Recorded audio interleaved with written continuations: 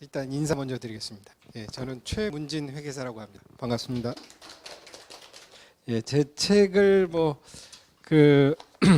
보시면 일단 제일 앞에 보시면 이제 전면 개정 4판의 특징이라고 되어 있거든요.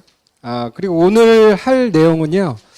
이게 제가 말씀드렸던 것처럼 16시간을 해도 다 못하는 거잖아요. 사실 조특법이 내용이 많기 때문에.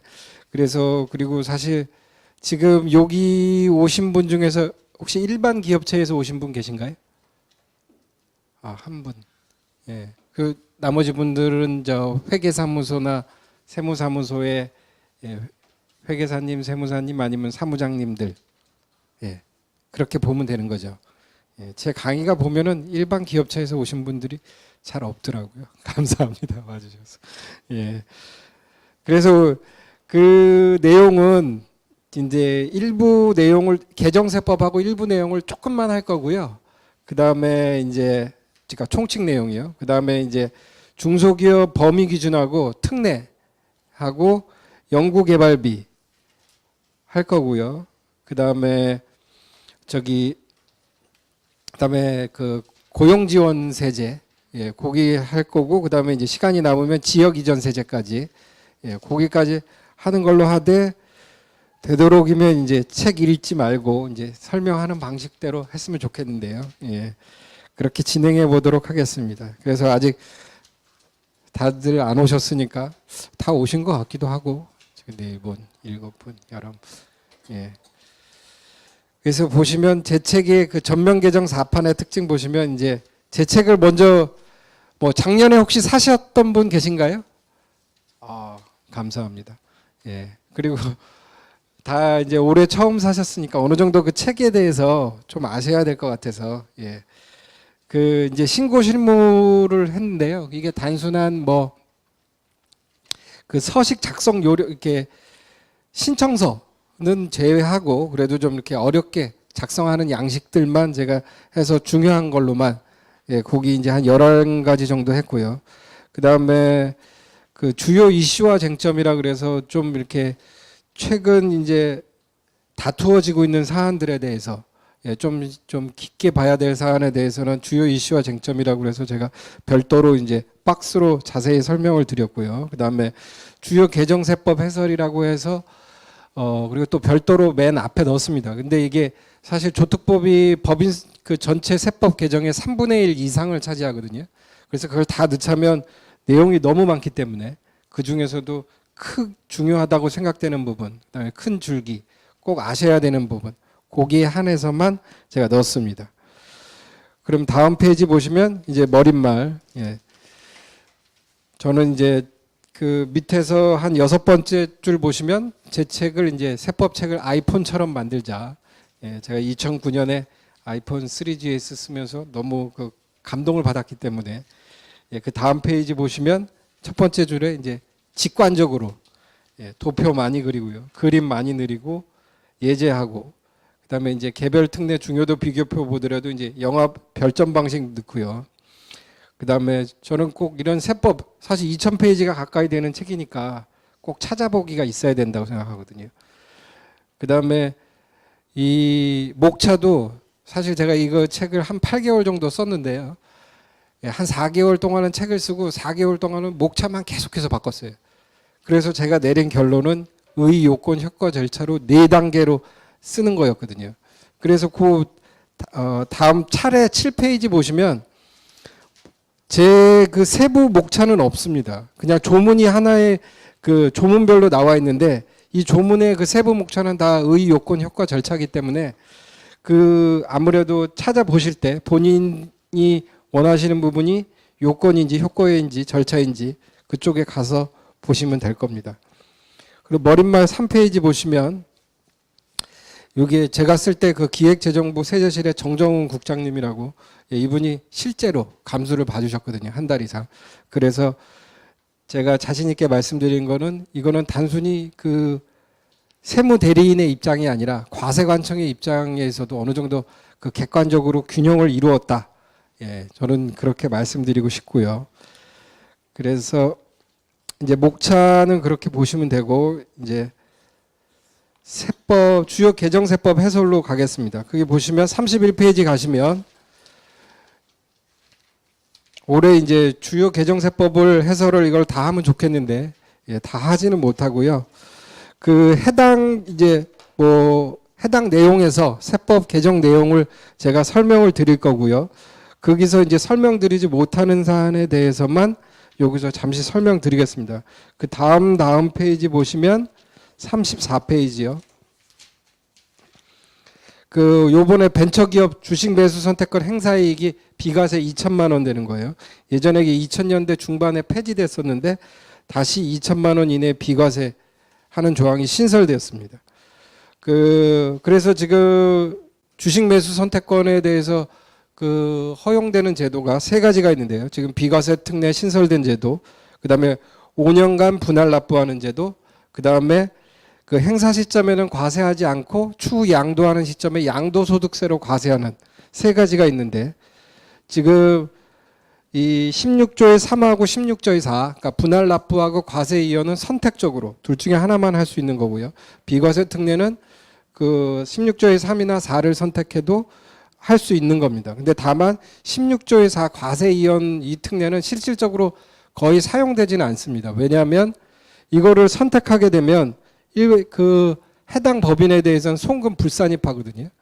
예, 그 내용은 예, 그 16조의 4에 보시면 제가 써놨습니다. 그러니까 실질적으로 이게 16조의 4는 사용되지 않고 분할 납부하는 정도만 사용되고 있습니다.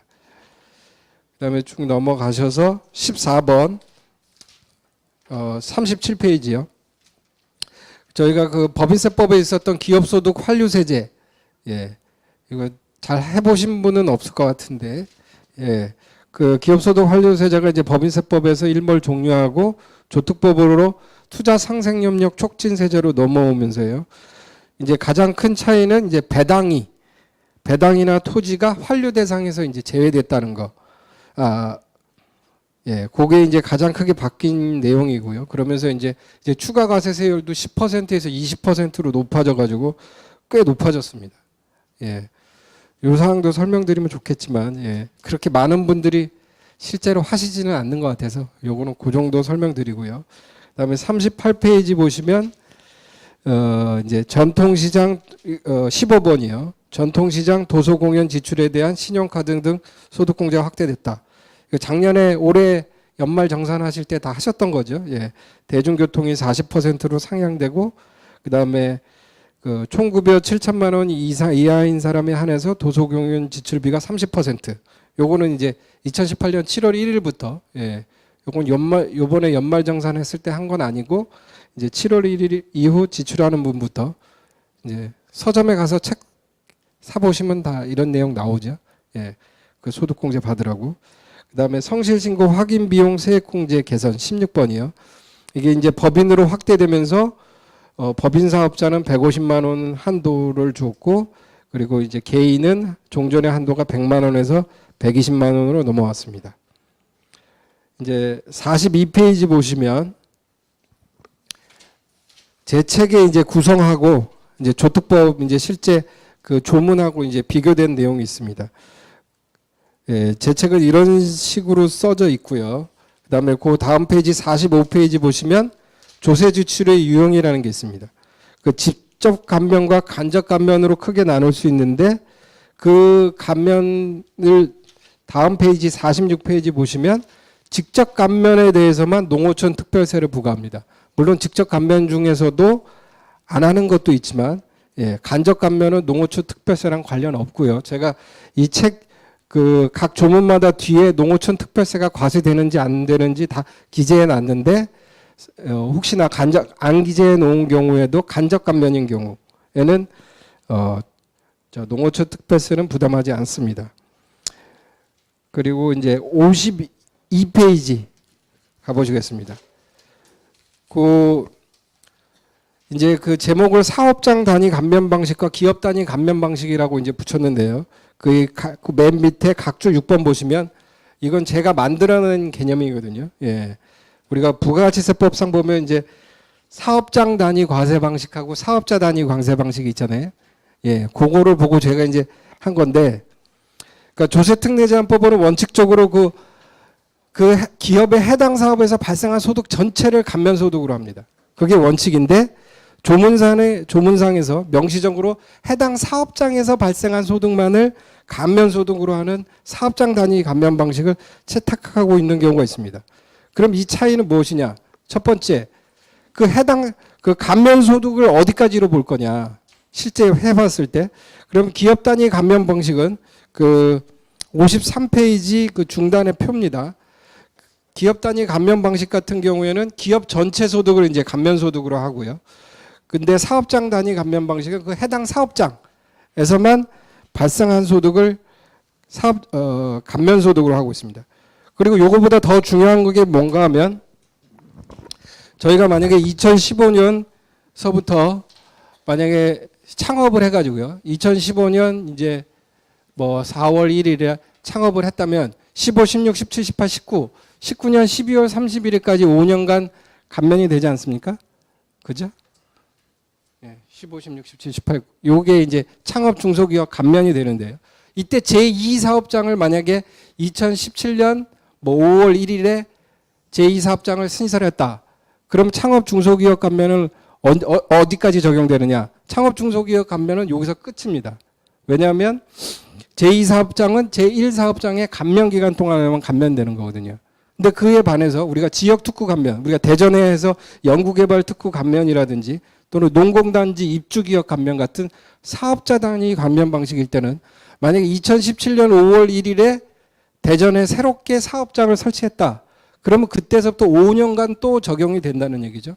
그러면 17, 18, 19, 20, 21, 22년 12월 31일까지 5년간. 그러니까 제1사업장은 이게 제1사업장이고 이게 제2사업장이라면 기업 단위 감면 방식인 창업 중소기업 세액 감면은 잔존 감면 기간에 한해서 감면이 되는 거고요. 그리고 지역 특구 감면이나 또 농공단지 입주기업, 뭐 제주 투자진흥지구 이런 경우에는 이 새롭게 5년이 새롭게 개시된다는 거죠. 이해되시죠? 이게 이제 가장 큰 차이입니다. 그러면 아까 말씀드렸던 것처럼 원칙적으로 조특법에서는 기업 단위 감면 방식을 원칙으로 하고 예외적으로 사업장 단위 감면 방식으로 하고 있기 때문에 그 53페이지 그 표 바로 밑에 보시면 사업장 단위 감면 방식을 구별하는 방법은 감면율을 이제 지역적으로 달리하는 경우 예컨대 중기 특별 감면, 그다음에 지방 이전에 대한 조세 지원 중에서 본사 이전을 제외한 공장 이전 감면 같은 경우, 그다음에 아까 말씀드렸던 것처럼 대전이라든지 그런 지역 특구, 제주 그런 지역 특구에 대한 조세 특례는 사업장 단위 감면 방식을 취하고 있습니다. 요거는 나중에 실제로 여러분들이 감면 소득을 계산할 때 기업 전체로 할 것이냐, 해당 사업장에서 발생한 소득을 할 것이냐, 그 지역 이전 세제할 때 좀 중요한 개념이거든요. 그래서 요거는 꼭 알아두실 필요가 있으시고요. 그다음에 74페이지 또 휙 넘어가겠습니다. 보면 거기 보시면 이제 수도권 지도가 있죠. 오른쪽에 그렇게 표로 나타내는 것보다 물론 실제 실무를 할 때는 여기 표에서 다시 한번 확인하셔야겠지만 이런 그림으로 보면 진짜 직관적으로 딱 보이지 않습니까? 제가 아는 업체 중에서 이번에 기흥이 어딘지 아시나요? 제가 용인시 기흥구라 그러더라고요. 거기 보시면 수원시하고 용인시 사이에 그 하얗게 표시된 데 있죠. 거기가 기흥이라 그러더라고요. 그러니까 수원에서 만약에 기흥으로 이전했다. 그 공장을 이전했다. 그럼 지역 이전 감면을 받을 수 있는 거예요. 사실 별로 물론 뭐 이제 경계선의 문제이긴 하지만 조금만 이동하는 경우에도 예, 수원시에서 사실 뭐 기흥으로 움직이는 건 그렇게 크지 않거든요. 그리고 제가 아는 업체도 지금 성남시에 있는데 성남시에서 그 밑에 조금 더 내려가면 기흥이거든요. 예, 그렇게 이전하는 경우에도 중소기업 공장 이전, 지역 중소기업 공장 이전 세액공제를 받을 수가 있습니다. 예. 혹시나 여러분들이 가셔서 이제 뭐 상담하실 때도 예, 그런 내용을 상담하시면 예, 괜찮을 것 같습니다. 다음 페이지 보시면 이제 한국표준산업분류입니다. 저희가 조특법 할 때는 이제 업종이란 얘기가 상당히 많이 나오기 때문에 예, 한국표준산업분류를 꼭 아셔야 되는데요. 그 한국표준산업분류 통계청에서 나온 책자 한 이 정도 두께 되는 책자 있습니다. 그거 한 15,000원 정도 하거든요. 그래서 여러분들이 그 실제 분류하실 때 예, 그거를 보시고 하셔야 됩니다. 그래서 그 만약에 저희가 이제 업종이 문제가 된다면 거기 보시는 것처럼 그 77페이지 보시는 것처럼 그 표 밑에 5번째 줄이요. 1차적으로 그 통계청 통계기준팀에 먼저 문의한 다음에 그걸 바탕으로 그 결과를 가지고 다시 과세관청에 질의해야 되거든요. 근데 제가 이 통계청에 질의를 해봤는데, 예, 이게 실제로 하실 때는 이게 다 그 국세청처럼 이렇게 체계적으로 잘 갖춰져 있지가 않습니다. 그래서 이 통계청에서 딸 때는 문서 번호를 딸 수도 있고 안 딸 수도 있고 또 공개로 할 수도 있고 비공개로, 그러니까 본인이 원하면 그 통계청에 얘기하실 때 그 공개로 할지 비공개로 할지 문서 번호를 딸지 안 딸지 그걸 선택할 수가 있습니다. 그래서 나중에 혹시 본인에게 유리할 때만 아무래도 좀 이렇게 문서 번호를 따고 예, 그런 식으로 진행하시면 또 좋지 않을까 생각하고요. 다음에 78페이지입니다. 거기 첫 번째 줄 한번 읽어보겠습니다. 한국 표준산업 분류가 변경돼서 이 법에 따른 조세특례를 적용받지 못하게 되는 업종에 대해서는 변경된 과세년도와 그 다음 과세년도까지는 변경 전 한국 표준산업 분류에 따른 업종에 따라 조세특례를 적용한다. 즉 경과 규정을 적용한다는 거죠. 예. 저희가 그 맨 밑에서 두 번째 줄 보시면 2017년 7월 1일 그 한국표준산업분류가 10차 개정이 됐거든요. 그러니까 요거에 따라서 이제 조세특례를 적용받지 못하게 된다면 예, 변경 전 그 2017년과 2018년까지는 동경과 규정에 따라서 계속적으로 조세특례를 적용할 수 있다는 거고요. 그다음에 중소기업에 대한 드디어 이제 조세특례 가보겠습니다. 예. 여기 보시면 이제 85페이지 잠깐 보시겠습니다. 여기 보시면 제가 그 아까 말씀드렸다시피 제 책 목차 맨 앞에는 조문만 나와 있거든요. 그래서 근데도 사실 이렇게 복잡한 내용이 있는 경우가 있습니다. 그럴 때는 중간 목차를 이렇게 만들었습니다. 그래서 이걸 보시고 한눈에 보시라고. 예. 그래서 이제 찾아갈 때 어쨌든 저희가 책을 보면서 중요한 게 빨리 찾아가는 거 아니겠습니까? 예. 그래서 그 해당 맨 앞에서 그 조문을 찾으신 다음에 그 조문의 맨 처음에 보시면 뭐 이렇게 몇 장 안 되는 거는 사실 이런 중간 목차를 안 만들었거든요. 예, 종이 낭비죠. 예. 그런데 이렇게 좀 이렇게 중요한 내용, 예, 그런 거에 대해서는 꼭 중간 목차를 만들었으니까요. 중간 목차를 보시고 전체적인 그것도 한번 조망을 해보시고, 예, 혹시 찾으실 때도 빨리 찾으시면 될 것 같습니다. 그리고 이제 조특법과 이제 86페이지요. 이제 중기법과 조특법인데요. 우리가 조특법에 있는 모든 규정은 원칙적으로 이제 중기법 규정을 따라서 이제 중소기업 그걸 정했죠. 그래서 이제 중소기업 저희가 중소기업법에 의한 중소기업이 언제 쓰죠? 혹시 생각나시는 거 있으십니까? 우리가 회계기준 특례할 때 중소기업 뭐 이연법인세 안 잡고 또 스탁옵션에 대해서 계상하지 않고 그리고 중소기업에 대해서 특별히 회계처리 특례하는 거 할 때도 적용하고요. 그러니까 중소기업 회계처리 기준. 그다음에 또 우리가 벤처기업법에 의한 벤처기업은 중소기업법에 의한 중소기업일 때 가능하거든요. 요건으로 합니다. 이해되시죠?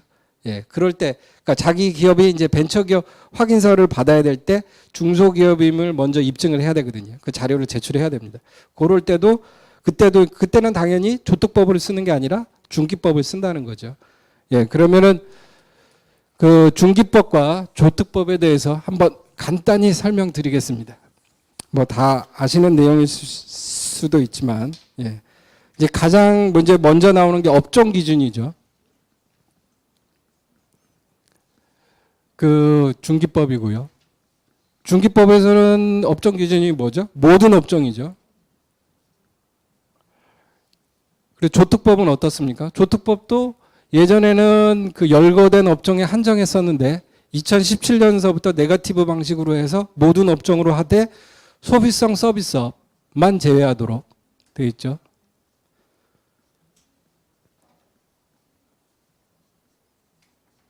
예, 소비성 서비스업이라는 건 뭐 단란주점이나 뭐 러브호텔 뭐 이런 거, 예, 그런 거고요. 그다음에 규모 기준 뒤에 보이시죠? 예, 규모 기준은 이제 중기령 별표 1로 하죠. 근데 이건 뭐죠? 중기법은 직전 3년 평균 매출액으로 하죠. 3년 그래서 조특법하고는 다릅니다. 직전 3년 평균 매출액. 그 표는 다 있으시니까요. 그 표에 다 있는 내용입니다. 그 86페이지. 근데 조특법은 어떻습니까? 이걸 그대로 준용하죠. 다만 그 당해년도 사실 저희는 항상 뭐 3개월에서 5개월 이상을 늦게 살지 않습니까? 예, 결산하느라고 또 소득세법상 종합신고하느라고 늦게 살지만 이 당해년도라는 표현이 당해년도는 아니죠. 직전 연도죠. 하지만 세법에서는 항상 당해년도를 표현을 쓰니까 당해년도라고 적겠습니다. 그다음에 업종 기준, 규모 기준, 그다음에 독립성 기준. 독립성 기준의 첫 번째는 상호 출자 제한 기업 집단.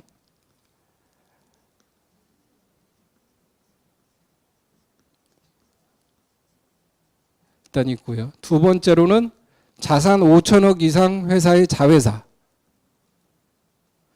주로 이제 루이비통 코리아 뭐 그런 이제 해외 거대 이제 다국적 기업의 자회사를 이제 중소기업에서 배제하기 위해서 자산 5천억 이상의 자회사는 독립성 기준에 유배되는 걸로 보고요.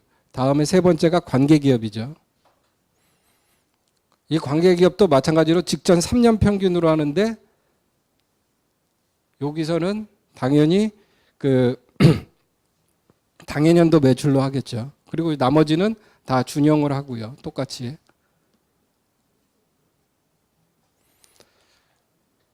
그 다음에 졸업 기준이 있죠. 자산 5천억. 조특법에서 이거를 그대로 준용하는 건 아니지만 똑같이 규정하죠. 예. 뭐 준용하는 것은 아니지만. 그 다음에 우리가 유예기간. 다섯 번째가 있죠. 유예기간은 일단 내용이 복잡하기 때문에 여기까지만 쓰겠습니다. 그래서 유예기간은 일단 좀 더 자세히 설명드리고요. 이게 그러니까 중기법과 조특법인데요. 뭐 그렇게 실제 만약에 아까 말씀드린 것처럼 벤처기업법에 의한 벤처기업을 판정할 때 중기법을 판정하는 거 할 때 뭐 특별히 어려운 거는 직전 3년 평균 요 정도만 이제 신경 쓰셔서 하시면 될 것 같습니다. 예, 당해년도 요 차이고 뭐 큰 차이는 없습니다. 그 다음에 89페이지 보시겠습니다.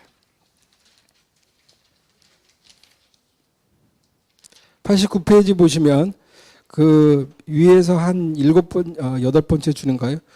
그 중기법에서는 중소기업이 될 수 있는 기업을 영리기업에 한정하고 비영리기업은 제외하고 있습니다. 예. 그런데 조특법은 그러면 비영리법인이 중소기업이 될 수 있을까요? 없을까요? 비영리법인. 조특법상. 될 수 있죠. 예. 저희가 그거 보시면 그 뭐죠? 의료법인 같은데. 예, 당연히 거기서도 다 중기특별 감면 받을 수 있거든요. 예. 그 조특법에서는 명문의 규정으로 안 된다는 규정은 없습니다.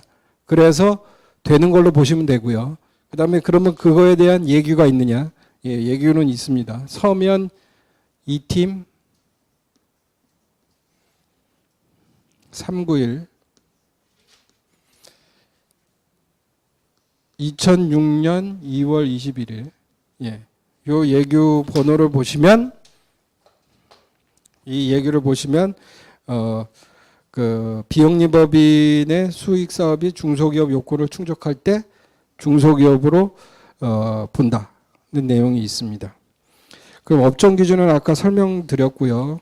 예, 규모 기준도 설명드렸고요. 예, 91페이지도 넘어가고 그다음에 쭉쭉 넘어가서 95페이지 독립성 기준. 예. 그 2018년에 개정된 사항이 한 가지가 있는데요.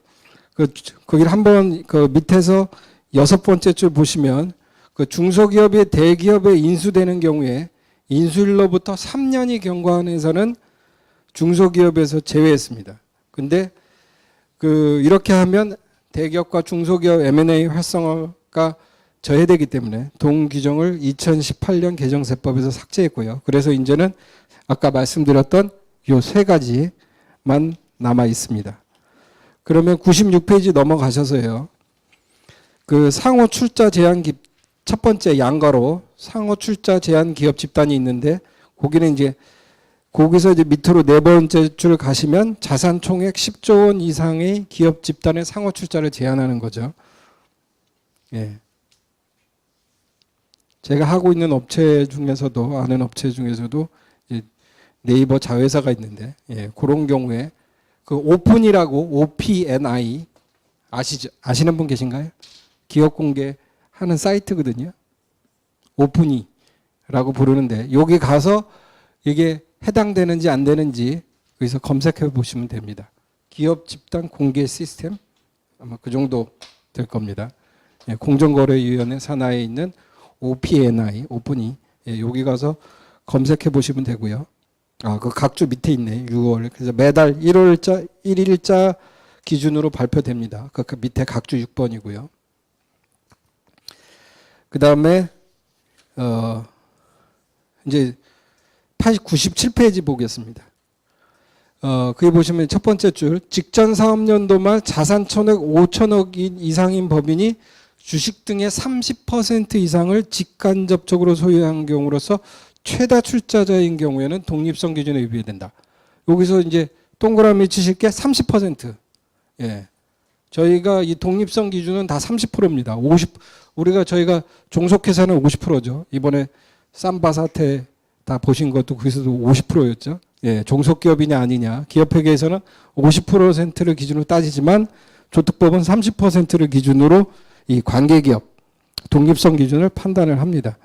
예. 그래서 그러니까 30% 이상이고 최다 출자자여야 됩니다. 그러면은 그 모회사, 그러니까 제가 요 자산 5천억 이상 자회사 같은 경우에는 항상 그 루이비통 코리아를 생각하시면 되거든요. 예. 그런 다국적 기업의 국내 자회사가 중소기업으로 인정해주면 안 되겠죠. 그게 특혜를 저희가 줄 필요가 없지 않습니까? 그러니까 그런 모회사 그거를 이제 염두에 두시고 이제 보시면 되는데요. 그래서 그 양가로 1-1 보시면 모회사의 범위를 보면 가에 보면 외국 법인은 이제 포함되는 겁니다. 예, 그런 회사들 보여줄 필요 없죠. 근데 비영리 법인은 제외됩니다. 나번 보시면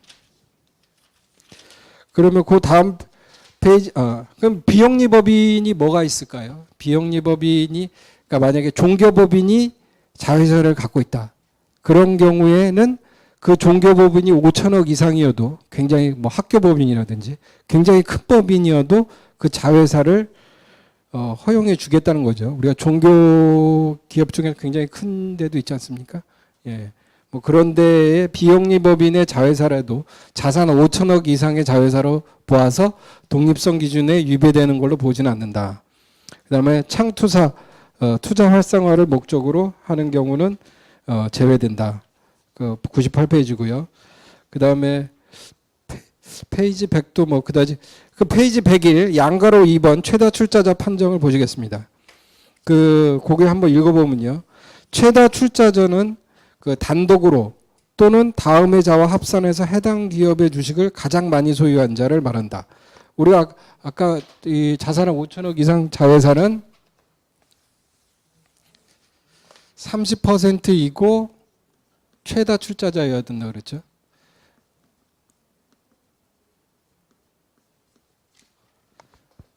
그런데 이 최다 출자자 판정할 때 임원이나 친족을 포함한다는 얘기입니다. 이때 임원 그 밑에 줄 보시면 임원 또는 친족 등의 특수관계인을 포함하여 계산하는 경우 것은 이 최다 출자자를 판정할 때만 적용되고 우리가 30% 계산할 때는 포함되지 않습니다. 그러니까 우리가 최다 출자자냐 아니냐, 그러니까 그 얘기는 뭔가 하면 A 기업이 만약에 그 밑에 예가 있는데요. A 기업이 만약에 B 기업의 주식을 29% 소유하고 임원이 71%를 소유했다면 최다 출자자는 맞죠. 임원 것까지 합치니까.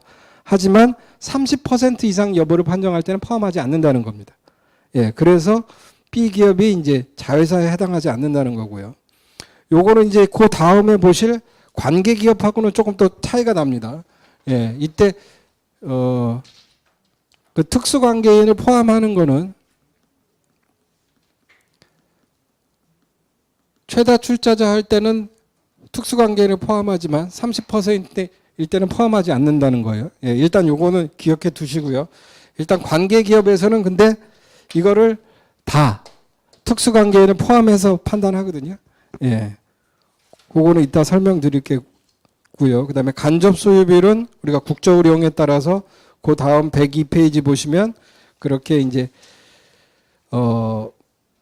희석화를 시키는 이게 50% 미만인 경우에는 희석화를 시키고 50% 이상인 경우에는 그대로 간주하는 규정을 두고 있고요. 그래서 자산 5천억 이상 자회사는 어찌됐든 요것만 30% 판정할 때는 포함하지 않는다는 것만 주의하시면 될 것 같고요. 다음에 이제 관계기업 보겠습니다. 그 관계기업에 해당할 때는 그 합산된 매출액을 그것을 기준으로 해서 아까 그 별표 1 그걸 판정을 하거든요. 그러니까 당연히 관계기업에 해당하면 어떻게 될까요? 규모 기준을 위배할 확률이 더 높아지겠죠. 남의 매출액까지 합산하니까 자회사나 이런 데 매출액을 합산하기 때문에 당연히 관계기업에 해당하면 더 어렵고요. 그러면 그 밑에 표 보시면 관계기업은 이제 세 가지를 기준으로 보셔야 됩니다. 첫 번째로 이제 관계기업에 해당할 거냐. 그럼 관계기업에 해당한다면 2단계로 수치를 합산하고 그 합산된 수치를 아까 규모 기준 별표 1하고 비교해 보시면 되는 거죠. 그럼 페이지 104 보시면 이것도 굉장히 중요한 건데요. 그 첫 번째 줄 관계기업이란 외부 감사 대상 기업이 다른 국내 기업을 지배함으로써 지배 종속의 관계에 있는 기업의 집단을 말한다. 즉 그 관계기업은 외감 기업이어야 되고요.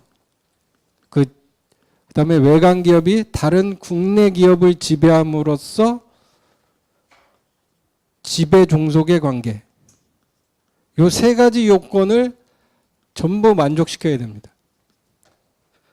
그럼 그 사안을 하나하나씩 한번 보죠. 그럼 첫 번째, 지배기업이 외부 감사 대상 기업이기 때문에 외국 법인이 모회사라면 안 됩니다. 그죠? 외부 감사 대상 기업은 국내 법인에 한정된 거죠. 그러니까 아까 말씀드렸던 것처럼 루이비통 코리아는 그러니까 루이비통이 프랑스 법인은 안 되는 거죠. 외감 대상 기업이 아니기 때문에. 그래서 그거는 아까 자산 5천억에 해당하느냐 안 하느냐만 판정하고 관계기업하고는 관계없고요. 그다음에 그 밑에서 네 번째 줄 보시면 2018년 개정된 사항인데요. 먼저 그 관계기업 판정 시점은 당해년도 과세년도 종료일을 기준으로 합니다. 예. 그 조세특례제한법에 따르면요. 근데 그 밑에 네 번째 줄 보시면 그 관계기업에 해당해서 중소기업에서 제외된 기업이 직전 사업년도 말일이 지난 후 주식 등 소유 상황이 변경되어 중소기업 제외 사유가 해소된 기업은 직전 사업년도 말일이 아닌 그 주식 등의 소유 상황 변경일을 판정 시점으로 할 수 있다. 라고 준기령이 변경이 됐습니다. 그 2018 105페이지 세 번째 줄 보시면 종래에는 그 중견 관계기업 판정 시기를 직전 사업년도 말일을 기준으로 했지만 그 주식 등의 소유 사항이 변경됐다면 이제는 그 변경된 시점을 기준으로 중소기업을 판정하라는 뜻이죠. 예.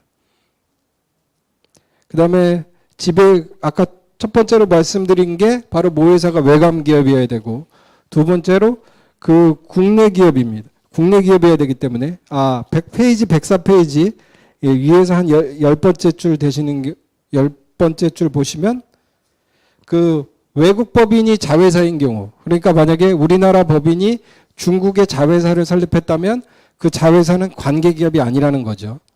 예. 이 외감 기업 그러니까 이 외감 기업이 해외 기업인 경우에도 안 되고 자회사가 해외 기업인 경우도 안 됩니다. 예. 그러니까 국내 기업 간의 관계에서만 관계 기업이 성립하는 거고요. 그다음에 지배 종속 관계의 범위를 보시면 그 가나는 자회사고요. 뭐 모회사가 같이 소유하든 자회사고 다는 손자회사고 그다음에 다하고 라는 손자회사고요. 그다음에 마는 연결재무제표 작성 대상 범위입니다. 그럼 보시면 이게 최대 2단계. 우리가 세법에서는 항상 뭐죠? 2단계까지만 가죠. 법인세법상 특수관계인도 2단계까지만 가지 않습니까? 그거랑 똑같이 관계기업도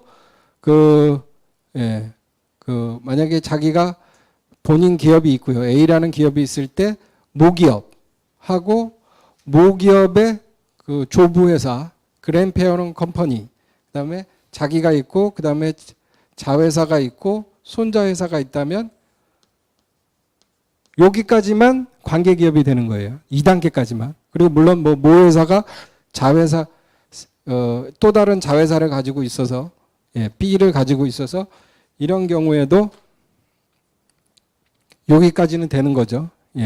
시스터 컴퍼니, 자매회사 같은 경우에도 여기까지만 관계기업이 되는 거고 만약에 이 조부회사에 또 한 단계가 있다든지 아니면 손자회사 밑에 또 한 단계가 있어도 여기는 관계기업에 해당하지 않습니다. 딱 자기 위로 2단계, 자기 밑으로 2단계예요. 그 3단계까지는 그렇게 오지 않죠. 그래서 제가 예전에 해외 그런 거 하는 게 해외 투자하는 거 보면 이렇게 막 3단계, 4단계로 해서 이렇게 오는 경우가 있어요. 요걸 피하기 위해서. 그러면은 이제 페이지 105 그 밑에서 6번째 줄 보시면 가자회사가 있는데요. 그 모회사가 단독으로 또는 다음에 또는 개인 또는 친족 그러니까 뭐 어쨌든 개인 최자 출자자 등과 합산한 종속기업 지분율이 30% 이상이면서 최대 출자자. 여기도 또 30%이면서 관계기업을 할 때도 30% 플러스 최다 출자자죠.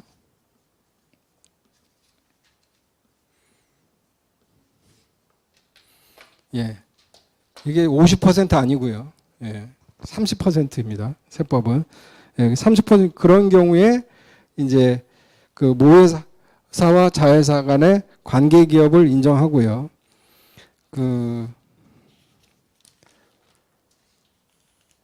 그다음 페이지 108페이지 보시면 그 위에서 한 7번째 줄에 KIFRS는 연결 재무제표가 그 주된 재무제표지만 항상 그 개별 재무제표, 별도 재무제표를 기준으로 해야겠죠. 뭐 우리가 조특법에서는 항상 그렇죠. 연결 재무제표를 기준으로 하는 적은 없으니까요. 그리고 이 관계기업 수치를 합산을 할 때는 아까 거기서도 설명을 드렸는데 이게 만약에 50% 미만인 경우에는 희석화를 하죠. 거기다가 이제 그 매출액에다 곱하죠. 그런데 지분율을 곱해서 하지만 실질적 지배일 때는 그 매출액을 그대로 더합니다. 50% 이상 실질적 지배하는 경우는 그대로 더하고요.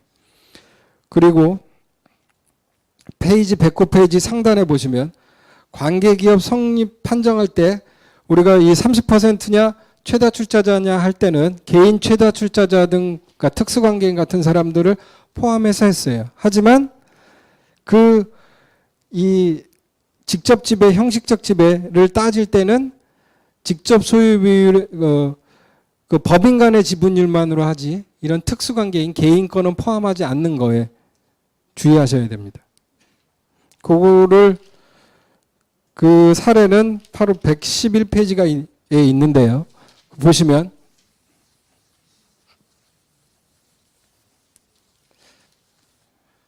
만약에 A라는 기업이 중소기업 A사가 이제 B사하고 조인트 벤처 C사를 선설하는데 그 A사 매출은 900억이고 C사 매출액은 200억이고 그리고 이 규모 기준은 1000억인 경우 이럴 때 그 지분 투자별로 아까 말씀드렸던 것처럼 이 최다 출자 이 판정을 할 때는 그 특수관계인을 포함하지만 이 비율을 계산할 때는 포함하지 않는다는 거의 의미를 설명드리려고 하는데요. A하고 B가 만약에 51대 49로 투자해서 C사를 설립했다. 물론 A와 B는 특수관계인은 아니고요.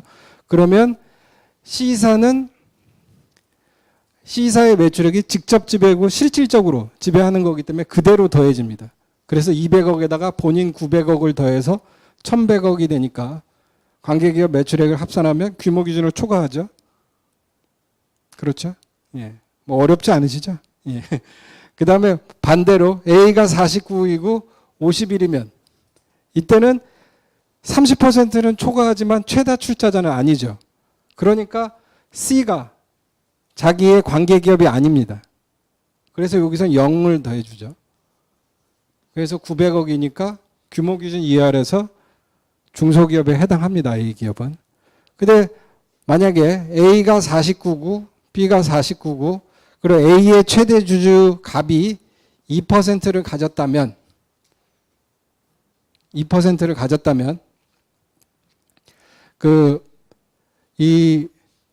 30% 아까 말씀드렸던 것처럼 관계기업이 성립하기 위해서는 30% 이상이면서 최다 출자자여야 된다 그랬죠. 그러면 30% 이상이고 최다 출자장일 때는 이 특수관계인을 포함한다 그랬죠. 그러니까 49하고 2를 두니까 51이 되니까 자기가 최다 출자자이면서 30% 이상인 경우입니다. 그래서 C가 이 신설법인 C가 관계기업이 되는 거죠. 그러면은 아까 실질적 지배일 때는 그대로 더했지만 이거는 지분율을 곱해서 희석화를 시켜야죠. 그럼 98 더하기 49에다가 200에다가 49% 곱한 금액이요. 98 더하기 900 하면은 998이 되죠. 그러면 규모 기준 1000을 만족시키죠. 예. 이해되시죠? 예. 뭐 그렇게 어렵진 않습니다. 그러니까 어쨌든 저희가 만약에 뭐 또 이제 이런 조인트 벤처 같은 거 설립할 때 우리가 가서 또 이렇게 한번 말해줘야 될 경우가 있지 않습니까? 이걸 어떻게 하면 뭐 중소기업이 되느냐 안 되느냐도 중요한 이슈가 될 수 있으니까요. 그럴 때 이 경우는 당연히 넘어버리게 되고 이 경우는 안 넘지만 우리한테 그 지배력은 없는 거고요. 이 경우는 우리한테 지배력이 있지만 중소기업을 안 넘을 수 있으니까 예, 이 정도는 그 정도는 이해를 하고 저희가 얘기해 주시면 예, 좋을 것 같습니다. 그리고 실제 그 110페이지 보시면 그 사례가 이제 1과 2가 있는데요. 굳이 안 해도 되겠죠? 예. 이것도 그냥 곱셈입니다. 예. 이렇게 직접 지배할 때 50% 이상이면 그대로 다 끌고 온다는 거. 그 다음에 50% 미만이면 지분율을 곱해서 희석화시킨다는 거. 예. 그것만 이해하시면 됩니다. 예. 그것만 이해하시면 되고 그 다음에 중요한 거는 30% 이상이면서 우리가 최다 출자자냐. 예. 그것만 저희가 이 자산 5천억 2억 이상 법인의 자회사나 관계기업일 때 그거를 판단하셔서 보시면 됩니다. 그다음에 졸업 기준은 뭐 아까 설명드린 거고요. 그다음에 유예기간, 예, 유예기간이 좀 어렵죠. 그리고 좀 까다롭습니다. 그 페이지 113페이지 보시면 저희가 유예기간을 왜 인정하죠?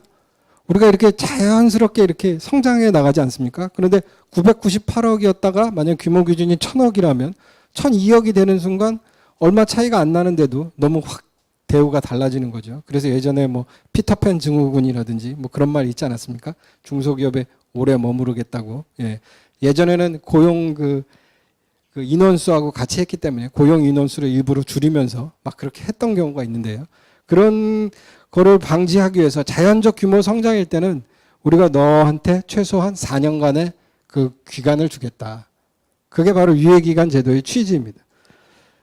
그래서 그런데 거기 보시면 조특법에 보시면 표에 보시면 유예 재회사에 보게 되면 중소기업 외의 기업과 합병한다든지 그렇게 되면 이제 불순물이 들어오는 거죠. 예. 굳이 해줄 필요 없는 거죠. 예. 그다음에 중소기업이 유예기업이라는 건 유예기간 중에 있는 기업하고 합병했다든지 또 독립성 위배, 독립성 위배 아까 여기 하나 둘 세 개 있죠. 우리가 네이버 자회사가 됐다 해줄 필요 없죠. 유예기간 없이 바로 퇴출시켜 버리는데 자산 5천억 자회사도 마찬가지죠. 루이비통 어쨌든 루이비통 그럴 경우는 루이비통이 살 수 있으니까요. 예, 국내 그걸 하나 샀다. 그러면 바로 퇴출. 하지만 관계 기업의 경우에는 요거 유예 기간을 인정을 해 줍니다.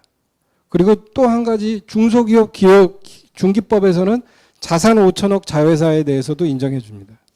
예. 요게 차이입니다. 중기법하고 예. 그 조특법의 가장 큰 차이가 유예기간에 있어서 자산 5천억 자회사에 대해서도 그 유예기간을 허용해 주고요. 그 다음에 네 번째 사유 보시면 창업일이 속하는 연도 종료일로부터 2년 이내의 규모 기준을 초과했다. 그러니까 처음서부터 중소기업이라고 보기에는 너무 큰 회사죠. 그 다음에 업종 기준을 위배했다. 예. 근데 이제 업종 기준 위배할 일이 잘 없죠. 예. 소비성 서비스업 할 일이 없기 때문에. 예. 그 다음에 그 밑에 예제 보시면, 예, 요거 잠깐 설명드리고 가겠습니다. 중기법하고 조특법의 차이인데요. 만약에 2019년 3월에 이제 중기법하고 이제 조특법하고 이제 판단을 하는 겁니다. 이제 우리가 중기법과 조특법에 따른 중소기업을 판정할 때 중소기업 같은 경우에는 저희가 그림을 잘 그려야 되는데 2019년 1월 1일 이제 3월에 왔을 때 3월에 와서 이제 그거를 이제 중기법으로 이제 판정을 하는 겁니다. 그러면 우리가 아까 뭐라 그랬죠? 직전 3년 평균 매출액으로 한다고 그랬죠. 그래서 2016, 2017, 2018 요 3개 사업연도의 자료를 가지고 2019년 3월에 판정을 합니다. 그러면은 우리가 2019년 4월 1일부터 2020년 3월 31일까지 중소기업법상 중소기업으로 보는 겁니다. 1년을.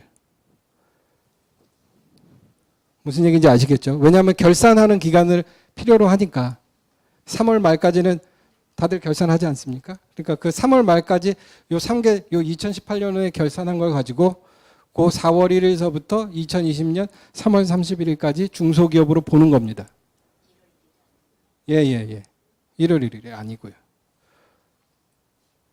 왜냐하면 지금 조특법 같은 경우에는 지금 조특법이랑 비교해 보시면 되는데요. 조특법 같은 경우에는 3월에 왔을 때 어떡하죠? 직전 사업연도 거 직전 사업연도 걸로만 하죠.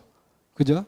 그러니까 당해 사업연도. 예, 당해 사업연도 2018 사업연도로 해서 요 기간에 대해서 중소기업으로 보는 거죠. 그러니까 약간의 차이가 있죠. 예, 우리는 항상 세법하는 사람은 1년을 늦게 사니까. 예. 요 2018년 12월 31일까지가 이제 중소기업 그 중소기업 적용 기간으로 보는 거고요. 그 다음에 당연히 매출액도 당연연도 매출액으로 하는 거죠. 이건 중기법, 조특법이죠. 그럼 만약에 이 시점에 왔을 때 우리가 해보니까 2020년 19년 3월 말에 했었는데 안 됐다. 중소기업에 해당하지 않는다. 그러면 그 유예 기간은 얼마를 주느냐? 2020년 그 3년간 주죠. 2020년 3월 30일, 2021년 1년 2022년 3월 31일까지 유예기간을 줍니다. 그러면은 조특법에서는 유예기간을 어떻게 주느냐 하면은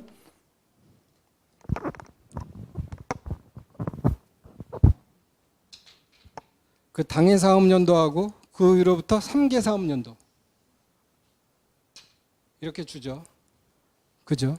예. 그러니까 결론적으로 보면 우리가 1년을 더 주긴 두지만 어찌됐든 그 끝나는 사업연도는 동일한 거죠. 예. 큰 차이는 없습니다.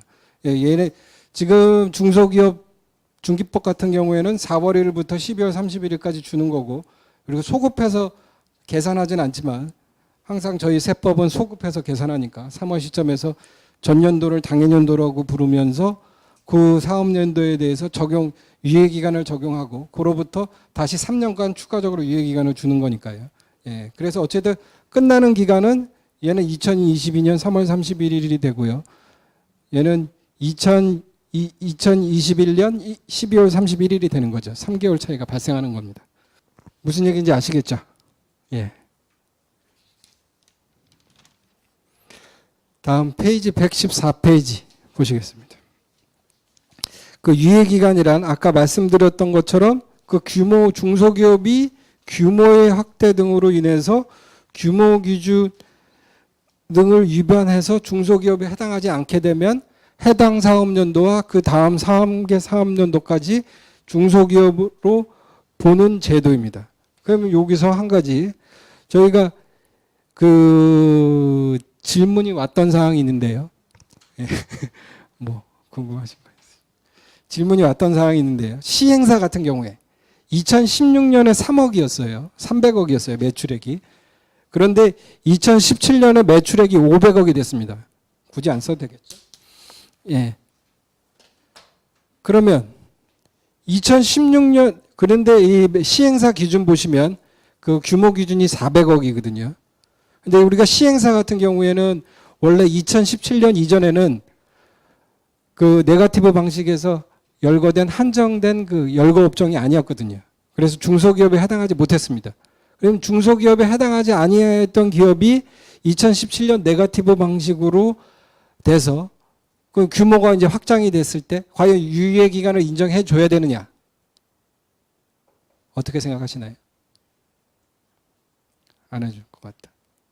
잘하시네요. 네, 맞습니다. 안 해주는 게 물론 뭐 예교 판례는 없지만 제가 생각하기에는 거기 보시면 유예 기간이란 무엇이냐? 중소기업이 규모의 확대로 위배됐을 경우에만 인정되는 겁니다. 근데 중소기업이도 않았던 기업 2016년 기준으로는 중소기업이 아니었죠. 왜냐하면 시행사 같은 경우에는 업종 기준을 충족하지 못했을 때니까.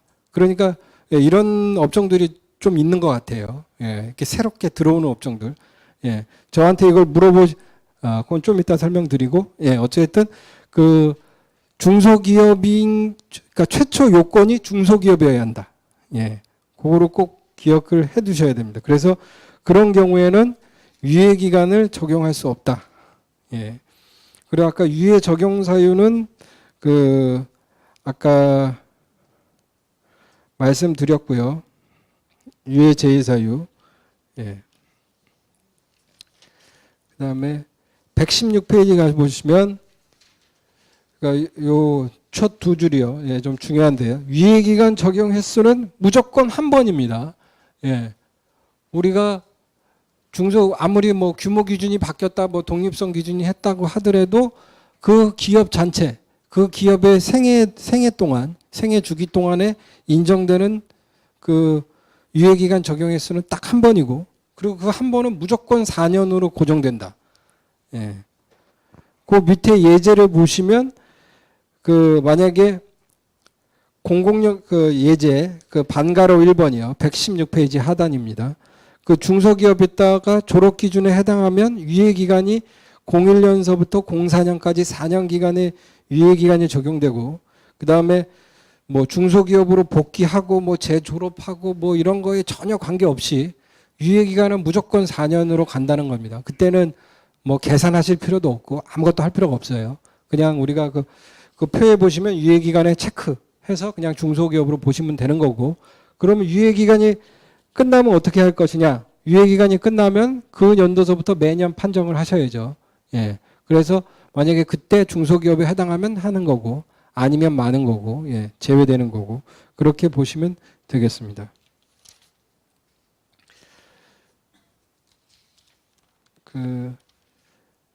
그 118페이지 보시면 예. 주요 이슈와 쟁점이 있는데요.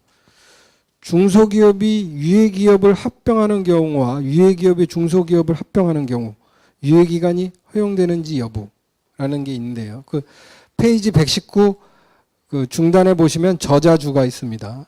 예, 고딕체로 써 있는 거고 중소기업이 중소기업 유예기간 중에 있는 기업 유예기업을 합병하는 경우 유예기간을 허용하지 않습니다. 우리가 아까 앞에서 봤었죠. 중소기업이 유예기업을 합병하면 그런데 판례에서는 유예기업이 중소기업을 합병한다면 잔존 유예기간이 계속 적용된다. 사실 어떻게 보면 말장난인 것 같죠.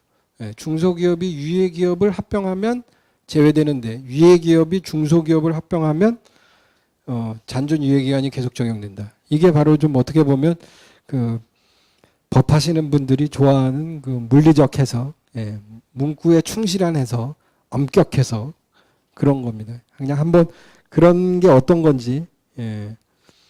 그래서 법원들이 이런 걸 좋아하는 것 같아요. 이렇게 딱 그냥 문구 그대로 해석하는 거. 그렇게 보시면 되고요.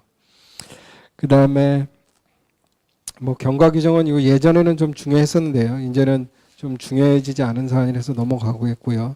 그 다음에 페이지 127 중소기업 등 투자세액 공제.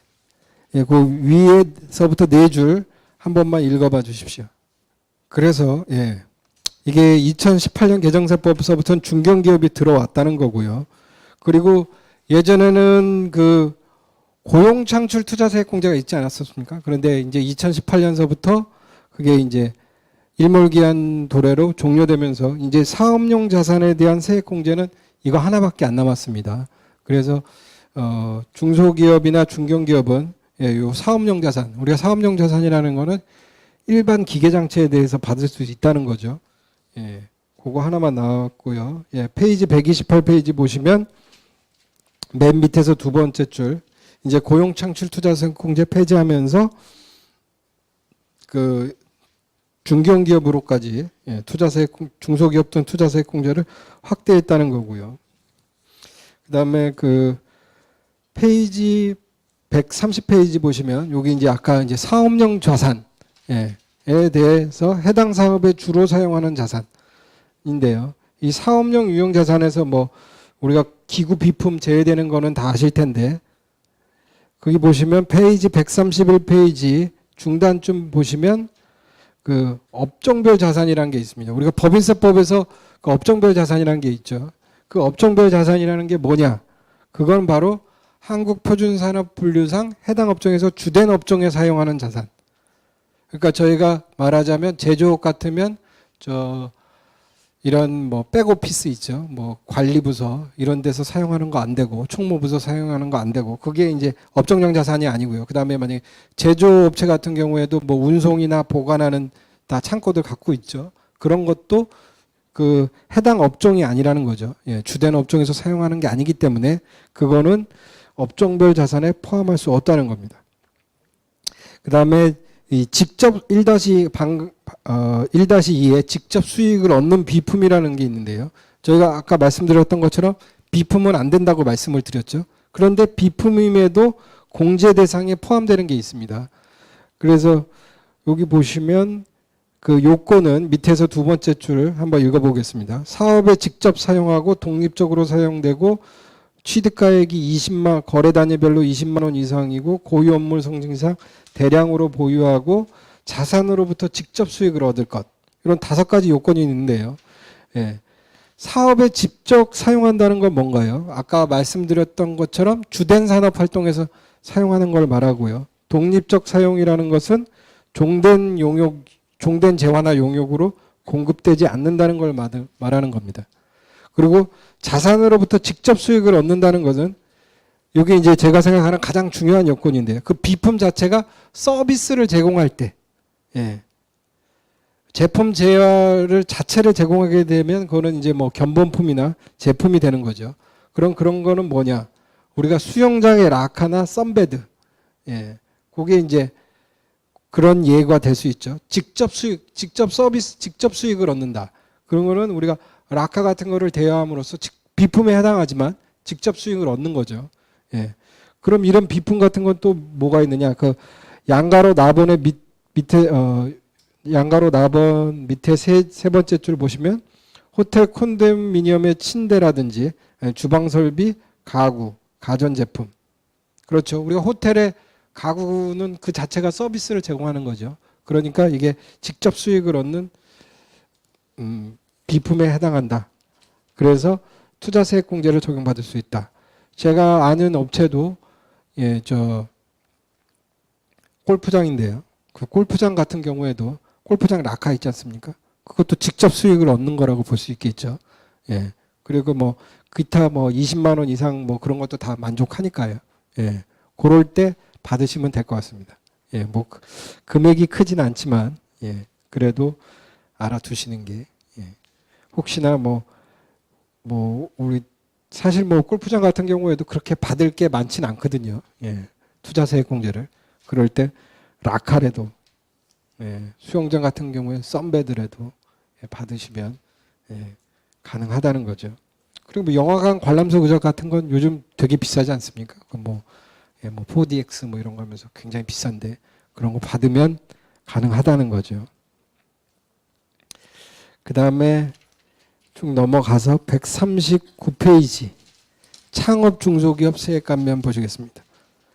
여기 보시면 그 이제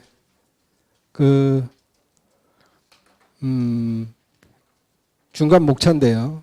그러니까 우리가 창업 중소기업 세액 감면의 주체는 4가지 종류가 있죠. 창업 중소기업, 그다음에 창업 벤처 중소기업, 그다음에 청년 창업 보육센터 사업자, 그다음에 에너지 신기술 중소기업.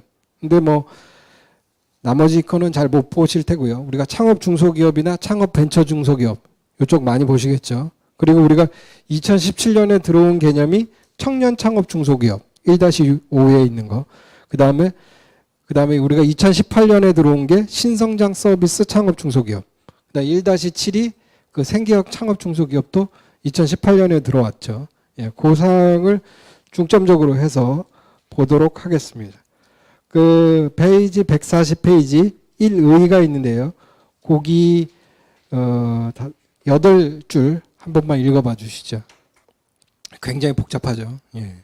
뭐가 많이 생겼습니다. 그 제 책의 의의를 보시면 항상 그게 의의를 먼저 쓰고요. 그 요건이라든지 효과를 간단히 정리하고 그다음에 실무 우리가 실무상 어떻게 쓰여지는지 사용 빈도 우리가 창업 중소기업 세액 감면 같은 경우에는 상당히 많이 쓰지 않습니까? 예, 그런 거 쓰고 그다음에 취지를 꼭 그 밑에 씁니다. 예. 그래서 그 지방 창업 중소기업이라든지 벤처 중소기업 같은 경우에 대상으로 한다. 왜냐하면 저희가 취지를 알아야 그 한목적적 해석을 할 수가 있거든요. 아까 말씀드렸던 것처럼 조세특례제한법 이제 예교 판례를 쭉 읽어보다 보면 가장 크게 사용되는 해석 방법이 2가지거든요. 그걸 한번 말씀드리자면 그 첫 번째가 그 물리적 해석, 엄격 해석이라고 하죠. 예. 그런 게 있고 2번째가 바로 그 한목적적 해석. 그 입법 취지에 따라서 해석하는 거거든요. 예, 그래서 그 2가지를 봤을 때 혹시 제가 이 항상 의의 쪽에다가 그 뭐 개정세법 우리가 기재부에서 나온 개정세법이라든지 아니면 어디 뭐 논문이라든지 아니면 단행본 같은 경우에 그 좋은 얘기들이 나온 게 있습니다. 이 조문에 대해서 그 입법 취지에 관해서. 그럼 제가 꼭 그 조문에다가 꼭 적어 놓거든요. 그래서 혹시나 여러분들이 그걸 해석하실 때 사실 뭐 꼭 모든 사안을 제가 다 적어 놓은 것도 아니니까요. 예. 그거에 대해서 한번 보시면 될 것 같습니다. 그래서 페이지 64페이지 보시면 그 페이지 64요. 조세특례제한법 해석의 원칙은 엄격 해석의 원칙과 한목적적 해석의 원칙이다. 그래서 아까 말씀드린 것처럼 그 중소기업이 유해기업을 합병하느냐, 유해기업이 중소기업을 합병하느냐, 그 차이도 그게 이제 물리적 해석이 대표적인 거고요. 근데 한 목적적 해석은 바로 우리가 기재부에서 나오는 그 개정세법 해설 취지, 그게 이제 바로 한 목적적 해석이거든요. 예, 그거를 해서 판단하셔서 적용하시면 되고요. 그다음에 다시 그쪽으로 가겠습니다. 중소기업, 창업 중소기업 세액 감면 쪽으로 가겠습니다. 한 얼마 정도 하고 쉴까요? 어떻게 뭐, 예? 쉬고 싶으세요? 예, 그러면 일단 1시간 지났으니까요. 15분 쉴까요? 예. 10분만 쉬어도 돼요? 그럼 보통 15분 정도 지나서 들어오시던데. 어쨌든 그러면은 2시 20분까지 예, 쉬는 걸로 하겠습니다.